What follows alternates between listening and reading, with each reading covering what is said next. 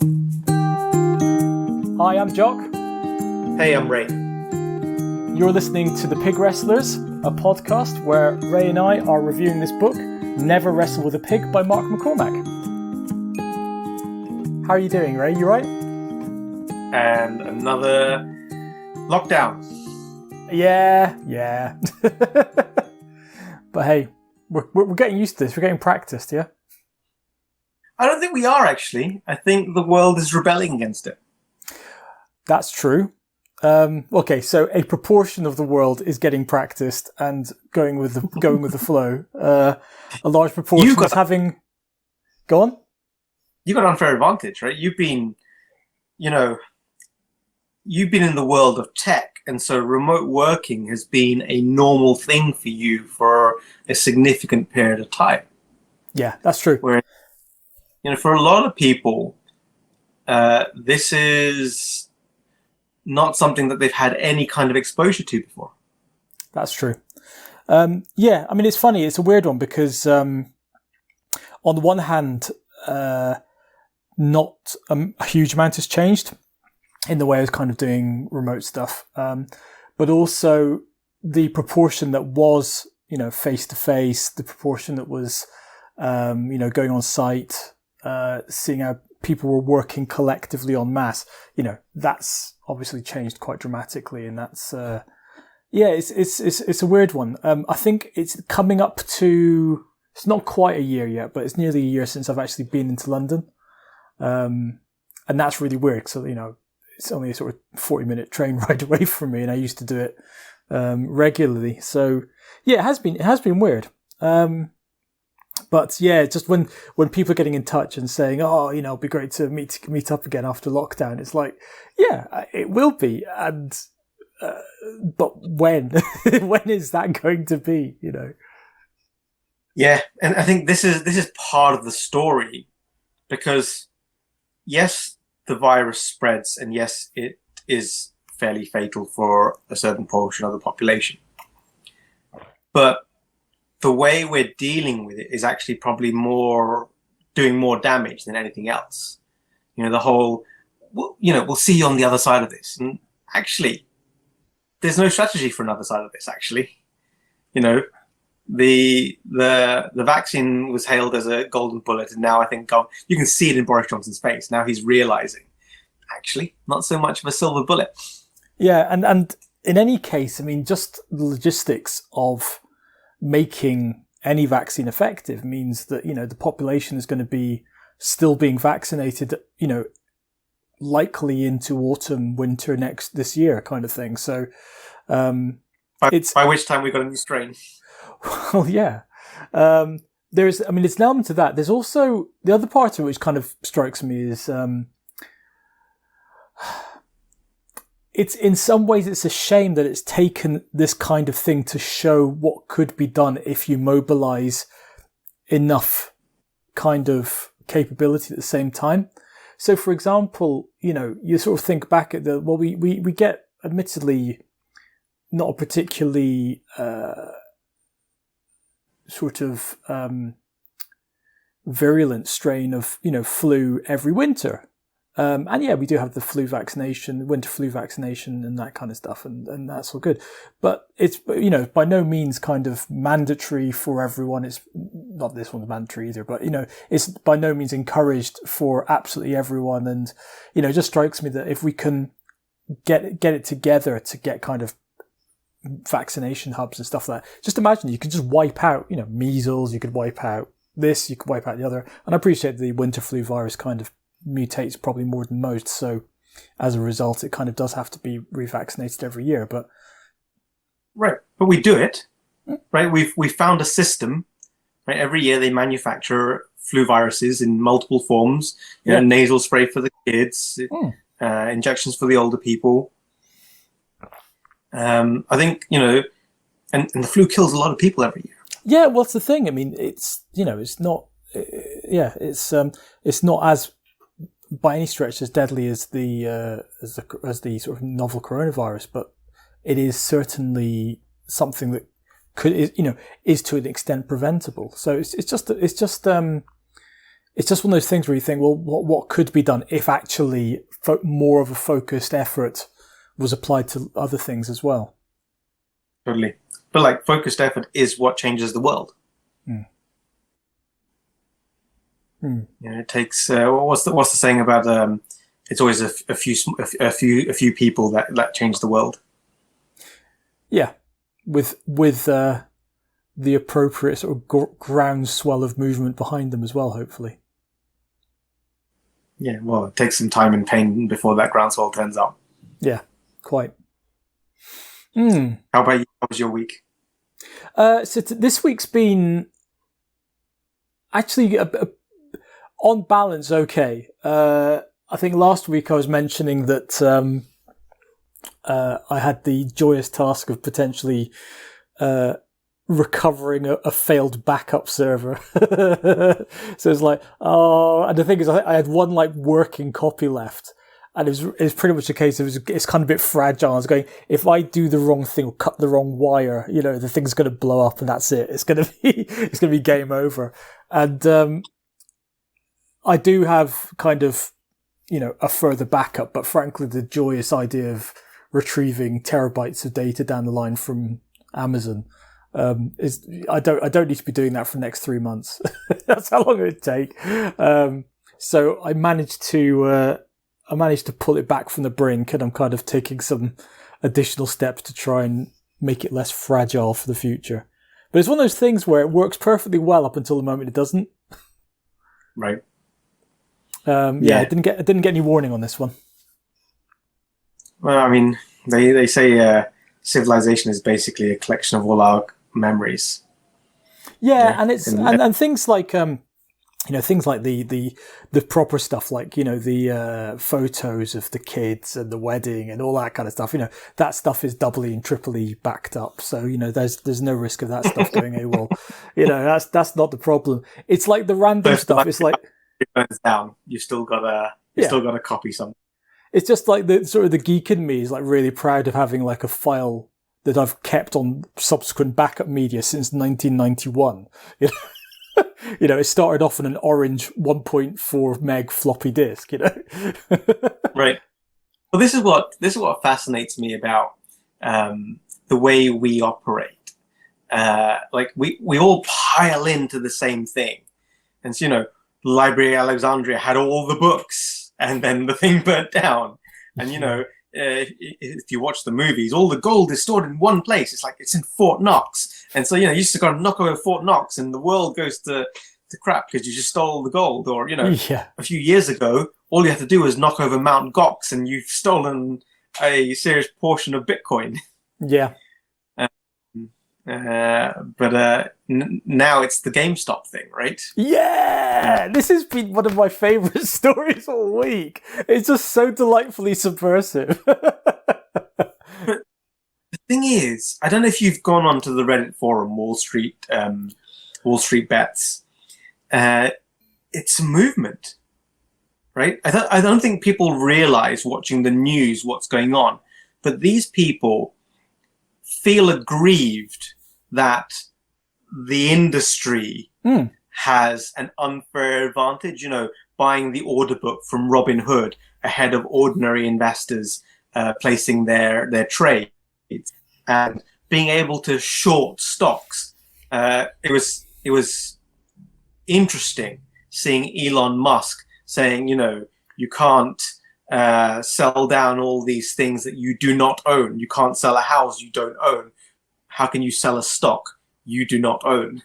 I mean, so it's interesting for a variety of reasons. So yes, absolutely, it's been about them making a point to say, the playing field has become more level to an extent, not completely level, but in terms of proving that they have the ability to force such a dramatic change in the value of something specifically to screw over the short sellers on Wall Street. No, but that's the thing. It's not just to screw the short sellers, right? This is civil unrest. And I think this is why I think people should read the WallStreetBets forum, because it's not about it's not about a thing that's happening. It's about people and the way they feel about it. You know, the things they're saying is just stick into it, right? I don't care if I lose everything in this. It's worth it to prove this point. Mm. Like, it's like those people standing in the picket lines, or Colin Kaepernick kneeling during the anthem. You know, his career has been destroyed, like his livelihood destroyed. But the world is benefiting from the sacrifice he made. Yeah. It was really interesting to see Pete Carroll, the head coach of the Seattle Seahawks, saying, you know, white people just don't understand. They don't understand the weight of what black people have been carrying in America. Like that, it doesn't matter if you've made good and your kids are doing well. You're still worried that your black child is going to be stopped and shot by a cop. Yeah. And because they are black. Yeah. And not and this, you know, and all of the Black Lives Matter as sort of protests, incidents, all of the things that happened in 2020 and indeed before that have drawn to the attention of white people, of, you know, like me, how ignorant we are of what has been a problem for so long.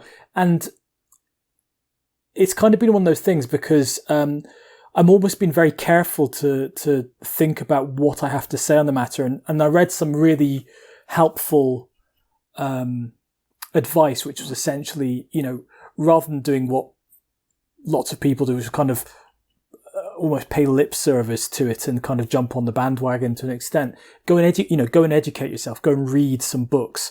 People were suggesting really helpful reading lists of literature to educate yourself about the problems.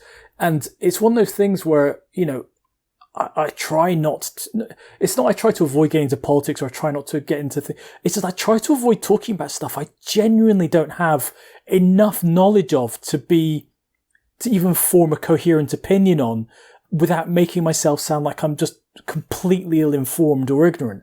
And it's not that I don't have a view on things like Black Lives Matter or politics. It's just that my opinion is probably so ill-informed that it's basically probably wrong on a variety of levels. But one thing it has drawn to my attention is my level of ignorance about it and what I need to do about it to become more informed. But also just realizing how much I take for granted, not realize, you know, checking my privilege, if you like, and just recognizing the fact that there's a lot of stuff here that I don't have to worry about, and I've never had any reason to even consider worrying about it. Yet these kind of things are happening on a daily basis all around us. So it's kind of a weird one. I mean, you know, you have to read that forum on Reddit, Wall Street Bets. Like you can hear about it in the news, but that's third hand. Mm. Read what these people are saying about why they're doing this stuff. It's visceral, and it's, you know, it's so ballsy that these people have collectively come together to take a stand, and then, you know, the hedge fund that has lost money on its short bet. I can't remember which one it is, but Citadel, the large fund that then bailed it out, is the primary source of income for Robinhood, which then shut down all of the, you know, small guys. It's just incredible. Like, what a story. Yeah. Like, it's you couldn't make it up in a storybook, right? It's improbable that it's worked so well. It's been so effective in its goal, in its aims. And I'm certain that, you know, aside from the, as you say, the moral standpoint or the point that they're trying to make, it inevitably has made quite a lot of the participants trading through Robinhood, presumably quite rich in the process, which then begs the interesting question as to what they then do with that, given that Robinhood has kind of cut them off. Do they have now enough money to effectively build their own platform and perpetuate, more specifically targeted at making it easier to do this kind of thing over and over again?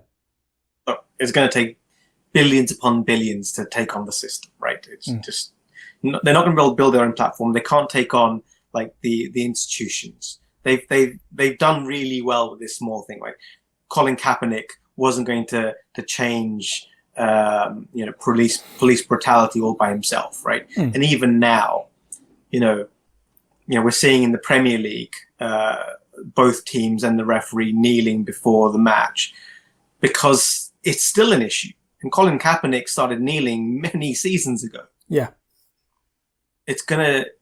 Yes, some of these people have made money. Some of these people are sitting on a roller coaster ride, still saying, stay the course. Yeah. Some people have only just joined. Yeah, I know. And this is stand to lose a lot of money. Yeah. And the thing is the people who are jumping on it, not because of the original intent, but because they feel that they can potentially jump on the bandwagon of making money. This is where it starts to get interesting and people start to lose their shirt. Right. I mean, you think about all the different actors, right? You've got the WallStreetBets people, you've got the general public, you've got the hedge funds and the short sellers, then you've got the SEC, and then you've got the management of GameStop. Like, what do they do, right? You've got this unprecedented situation where if they did a cash call, they could sell new shares, raise multiple billions into the new amazing market cap. Well, apparently it has actually helped them with some bankruptcy restructuring that they're in the middle of doing. So, I'm sure they're taking advantage of it to what extent they can do. But it's kind of the weirdest thing because now you've got speculation happening on the basis of who the next target might be for the same gang to kind of go and... But I don't think it is speculation. They're talking about it in the forum. Well, true. But you know what I mean? But speculation in the sense of, financial stocks and shares speculation. In other words, who are they going to hit next? I appreciate they are, so people like AMC and, other kind of chains. Yeah. It's like, who else is kind of circling the drain that we can go and hit? 10 years ago. But it's also obvious. They're making it obvious. They're targeting stocks that have been oversold. The short sellers. I think the shorts were over 100% of the issued stock of GameStop, right. Which is why it's been this phenomenal story. So this is now the point at which my understanding and knowledge of what's actually going on starts to top out. I think what you said about we need to educate ourselves, all of us, on the history behind the Black Lives Matters movement and why it's taken so long for people to start to educate themselves and understand what people have gone through. It's the same with this. Is we're all talking about it. How much of us are reading into it? How much of us are looking at the data and the reality of what's going on? So this is where I think it gets interesting because I think if you have, I find many kind of, even just the description of how money works and the fact that money doesn't technically exist, and things like that, it's not that they're so esoteric that I can't wrap my head around them. I studied ancient philosophy, at university, but at the same time, there are some things that just either are not impenetrable, but require a certain, base level of understanding and knowledge of how the system works before you even start to understand the mechanics of what the system is doing. And I appreciate that all of that can be solved with learning and reading, but it's one of those things where, but it's the just perfect trigger point to understand. Actually, the stock market isn't about the earnings of the company. Never has been. No. It's been about, market sentiment and the buys and sells and, what's actually happening with the trading of the stock rather than the performance of the company. And, it's so interesting to hear, reputable news outlets like the FT and the New York Times say this is not based on the fundamentals of the company, without them saying the share price has never been based on the fundamentals of the companies that are traded on public exchanges. That's, it's never been the case. And so this for me is an interesting one, because I think sort of dragging it kicking and screaming back into the world of technology and product management, which at least I feel a bit more comfortable about. The challenges, the additional challenges of trying to build product in a company that's publicly listed are manifold. And part of that is because essentially you're trying to satisfy the needs of an organization that is driven by chasing a metric that is actually out of the control of everyone in that organization. Direct control. Influence, maybe. If you're influencing, you can influence sentiment for sure, but it's out of your direct control. You cannot easily, even if you do everything right, your share price might go down because it might be less than what the investors were expecting, or, the stock market was expecting, or countless other reasons. So it's like the ultimate vanity metric in that you're chasing something that you have no direct control over, and yet it defines all of your moves. It defines all of your strategies. Whereas actually, when you're in the situation as a product manager that you've got something that's out of your control, ignore it, because you can't do anything necessarily to change it. So you just do the best possible thing you can do in the circumstances and hope that that's going to have a positive effect on this vanity metric that everyone else seems to be so interested in. Totally.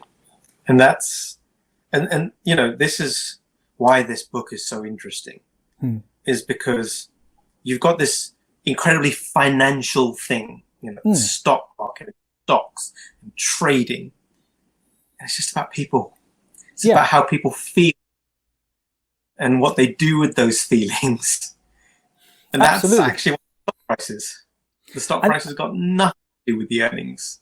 But in other ways, I think the fact that it's about sports person, an organization that manages sports personalities, it's like the share price of the sports personality. In other words, who is considered valuable, who is considered, to be A-list, B-list, C-list, and what activities can they do to push up the perceived value of these sports personalities in the eyes of in the eyes of the brands, corporate brands that wish to associate themselves or make use of these sports personalities. So in many ways, it's completely different, and it's all about people, but at the same time, it's actually all about the same thing, which is how do you push up the value of something, or the perception of value of something that fundamentally is unchanged. The sports personality is the same sports personality. The fact that they have participated in some higher profile games or competitions or whatever else doesn't fundamentally alter their being. They're still the same person. It's human beings, and that's why I think this book has stood the test of time so well. And why it's so worth diving into in a deep manner, because it's not luck that this guy did well and invented an industry, and is still respected to this day. It's because he did well with people. And you just have to look at all the examples around us. I don't know if you've seen the recent trend with sports memorabilia on the blockchain. Have you seen this? Oh, God, no. Too niche. It's incredible. So that they're now, so the craze behind like baseball cards and stuff, right? Yeah, sure. So now there's a company what's it called? I'll look it up. But they basically invented a new sort of baseball card, right? Sports memorabilia, where it tracks the provenance, the ownership of this thing where, on the blockchain, so that, you know, when they trade for a lot of money, you know it's legit and not stolen or whatever. And they're now trading basically clips of like a certain player dunking or whatever else. And those clips are now owned by the person who owns that thing. So, you know, you would, in theory, get the royalties every time that clip is played. I mean, don't get me wrong. I commend, you know, the people who have the nous to come up with trading any commodity that can have the perception of value, but it does slightly worry me as to where this kind of logically will go. In that, well, look, trading cards have just gone up. Art has just gone up. Yeah, you know, Bitcoin keeps going up. This one is a partnership between a blockchain company called Dapper Labs and NBA, so the National Basketball Association in America, and it's called Top Shot. So the website is nbatopshot.com. It's just so beautifully put together. Like it's just incredible. You're like, huh, I understand. I understand that if you are a diehard NBA fan, why you wouldn't want to own that dunk in that game on video. And every time somebody watches it, you get a certain amount of pride. You own that. I mean, it's funny. So aside from the potential royalty earnings of it, and, you know, the sense of pride in owning something, it's kind of a weird concept. So take it weird. So, you know, fair enough. I can see there's some sentimentality towards a particularly awesome shot in a game that was maybe pivotal in a particular season. Fair enough. But to attach that sense of ownership and desire to something like Bitcoin, which is essentially a very, very, very large prime number, it kind of strikes me as being, how can there be even a perception of worth in that, other than the fact that the thing is difficult to find? You were saying it earlier, right? Money's not real. We ascribe the value on the money. Yeah. But our belief. Have you ever seen the film Miracle on 34th Street? Oh, I think I probably have, actually. Yes. I watch this film religiously every Christmas. It brings me to tears, guaranteed, every Christmas. And at the end of the film, and I'm sorry if I spoil it for people, but, you know, it's the point. So Santa's on trial, and the judge is about to rule that I can't, in good faith, say that you are Santa because Santa does not exist and there's no proof being offered. And the secondary protagonist is this little girl who walks up to the judge, hands him a Christmas card with a dollar bill and a little circle of a phrase. And he opens it up and he says, "Thank you for your Christmas card." And he smiles. He says, and he rips up his thing. Not going to need that. If the US government can write on our currency, "In God we trust," then why can't I say we believe in Santa? And obviously the streets all erupt in happiness because Santa's gone free. Yeah. And the reason why it's such a powerful film and such a powerful moment is because it's true. The money we use that's in our pockets is only ascribed value because we trust it. The moment we stop trusting it, it devalues. And you can see that in many countries around the world. Yeah. Venezuela, right, for example, right? They don't trust their money. They don't trust their government. So their currency has no value. Yeah. It's the same with these Top Shots or baseball cards or Bitcoin. The fervor behind Bitcoin, incredible. And unless you speak to these people, and it's the people you need to speak to, right? You can read as much as you want. Those are secondary sources. The people will tell you why they believe.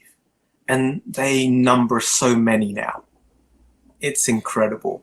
But I don't know, it still strikes me as being a strange concept whereby something only has value, not because of its utility or because of what you can actually do with it in a physical way or whatever else, but it has value because people have ascribed value to it for any number of reasons, ranging from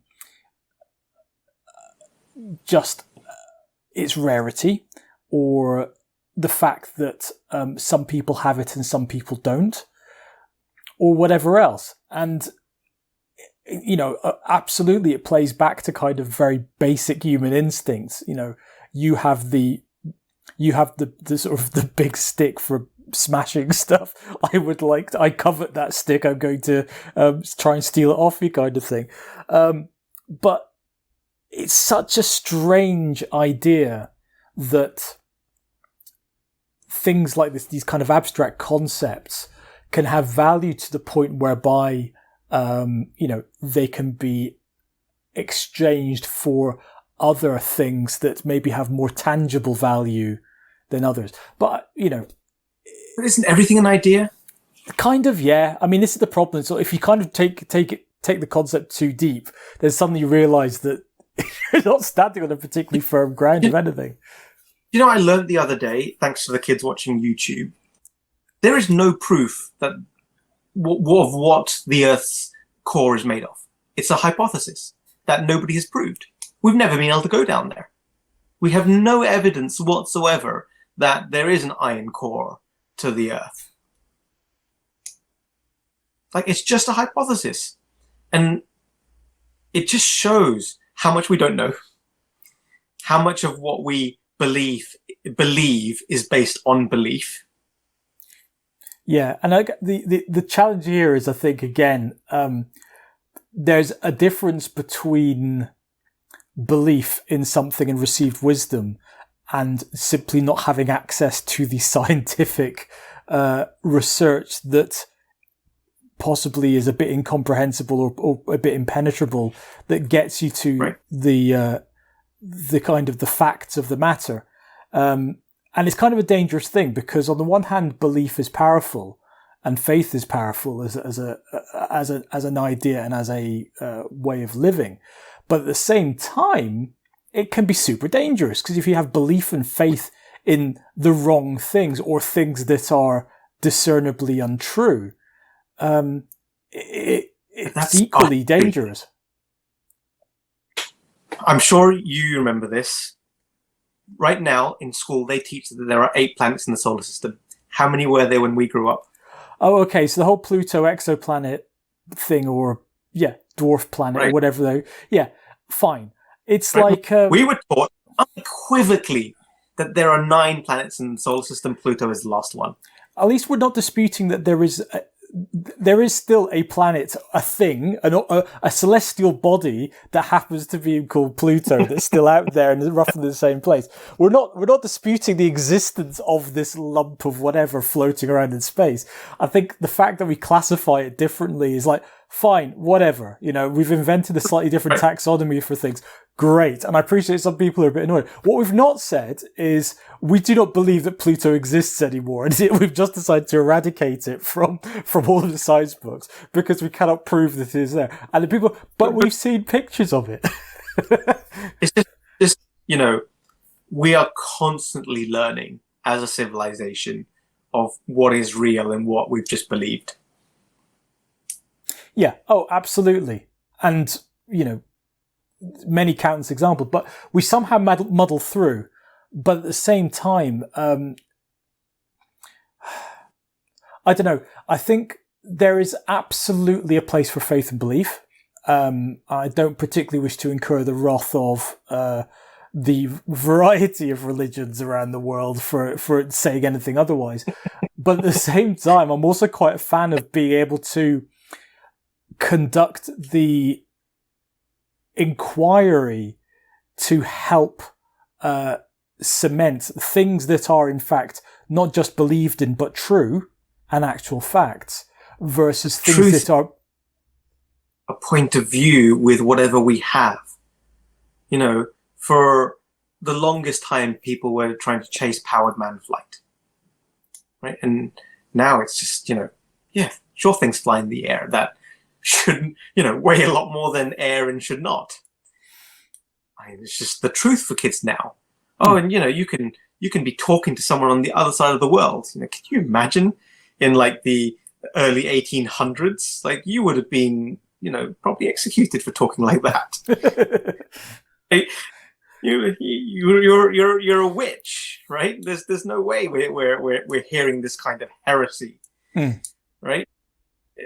We've always been scared of what we believed was not true. Just the way we're built, right? We've evolved out of fight or flight, right? I think that for me is the interesting thing about what's happening at the moment in the world.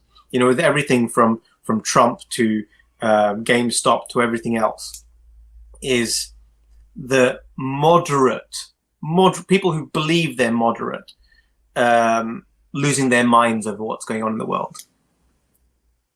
And I see this, and I think, you know what, this is just all to education. We are not doing a good enough job of educating our populace, starting with kids in school. Just the ability to read and reason for yourselves. That's all I'm saying. Don't forget the knowledge. The knowledge is going to continue evolving, but give people the tools to reason and understand for themselves, and know if you read that in the newspaper, that is a point of view, it's not a fact. Yeah. I think that is super important. And I don't know if you found this when you were kind of at school and, you know, doing, I guess for our generation, GCSEs, for older generations, O levels, and then onto A levels and then into university, if that's where, you know, people went. But the thing is that I certainly had a sense that by the time, you know, I was going through that particular process, the way subjects were taught, because of the pressure on the teachers, because of the pressure on the schools to get through a certain curriculum, it became less about thinking about what you were learning and more about just absorbing facts. And the fact that there was no space... Say again? And being able to regurgitate.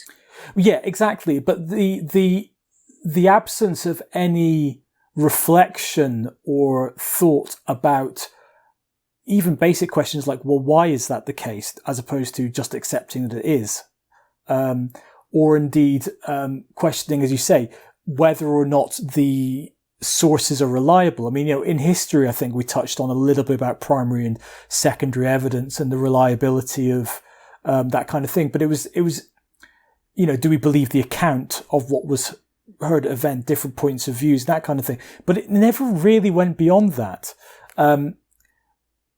I think only when, at least in my case, the teachers kind of deliberately deviated from the curriculum, basically to say, I think I remember the one of my English teachers in particular kind of looking at the textbook for what he was supposed to be covering that day, and went, no, this is rubbish. We're going to go and read some John Donne, or we're going to go and read something meaningful, and we're going to think about it and understand it. And genuinely, they were 10 times more interesting classes because it was a little bit of subversion, which is always enticing, particularly in teachers.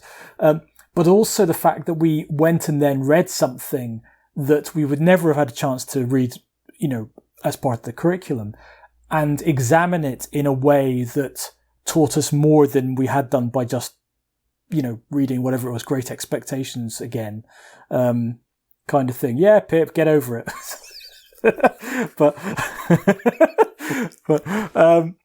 But it's one of those things where, the teaching people how to think, teaching people how to come to their own conclusions, to assess evidence and kind of learn how to learn, are skills that I think are getting lost. And actually, people don't understand physiologically how we learn. You know, the whole repetition, deep practice, myelin sheaths around the neurons. You know, that sort of basic understanding of how we operate and how we learn is large. Well, at least the realization is largely missing from the population because it's not taught in schools. You know, you sort of gloss over myelin sheaths and neurons in biology if you got that far in biology, and that's it, right? It's not taught with the kind of focus and intensity to say, this is actually how you learn. You can read this once, but you're going to forget it. Yes, you might have a photographic memory, but you're not going to understand it. You're not going to deeply appreciate it. The reason why those kids can play football at the age of 16 and 17 and get signed by Premier League football clubs is not because they were born with a gift. It's because they were given the chance to do the 10,000 hours plus and just build it into their neurons covered in myelin sheaths that's so thick that they've just trained to be able to whip a ball that way or to run with the ball stuck to their feet. And, you know, there's this great book, The Talent Code, and it gives example over example of why Brazil produces so many more footballers that are amazing versus every other country. And it's because they don't play, they don't make 10 and 11-year-olds play 11 aside on a massive pitch and get maybe 3 touches a game in the freezing cold. Instead, they play futsal, where a kid will get as many touches in a minute as an English kid in the freezing winter will get in a single game of football. And they just have more touches, more practice, and so they develop much better skills. And, you know, Michelangelo was the apprentice of Raphael. So he was regurgitating Raphael's genius and therefore could develop his own skill. The process of learning, either through repetition or through kind of constant reanalysis, is one of those things that it's not even that I don't think it's taught. I don't think it's necessarily something we do naturally. No. I mean, one of sort of my go-to reference is always Daniel Kahneman, Thinking Fast and Slow, and that kind of idea where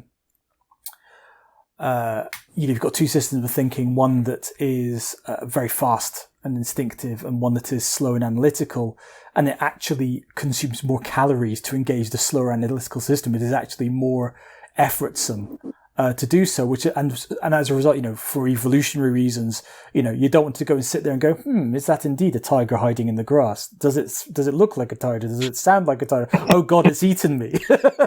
You know, you want to go, hang on, that looks a bit like a tiger. I'm getting the hell out of here. You know, you want that instinctive thing on a survival basis. And, you know, I'm sure the early philosopher cavemen were probably thinking, why do so many philosophers keep getting killed off by the tigers hiding in the grass? So, but the thing is, you know, whether it's, everything is kind of geared towards the instant gratification. We're talking a bit about kind of the emails and, you know, the little endorphin releases of, you know, doing little things and all that kind of thing. But, you know, we're fighting against our own instincts, our own physiology, because we do want to come to the snap decision. We do want to form the rapid response opinion based on very little data. But, you know, because that's how our brains are wired up. And if nothing else, I think the purpose of education, one of the purposes of education, is to remind us or to teach us how to overcome that slightly greater effort of engaging the analytical part of our brain, so that we can start to form at least a recognition of when we're being biased, or when we're not thinking something through, or when we're just giving a knee-jerk reaction to something. And I'm not saying that we lose all spontaneity from what we do in life, but at the same time, we should be able to recognize when we're overly reliant on the knee-jerk stuff and not engaging the analytical parts of our brain as much as we should be.